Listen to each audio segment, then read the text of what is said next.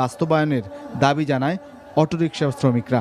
দায়িত্বশীল অবস্থান থেকে আশ্বাস চাই, এই মামলা প্রত্যাহারে সরকার আপিল করবে।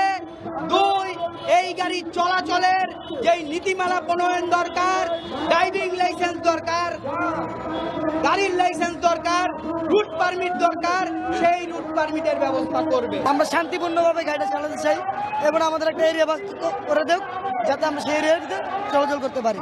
আমরা তো গরিব মানুষ, ঠিক করে খামো, কিছু করার নাই, ঠিক আছে? হট করে বন্ধ হয়ে গেলে এটা তো চলে না। আমরা মনে করেন সমিতির লুন লইয়া করছি।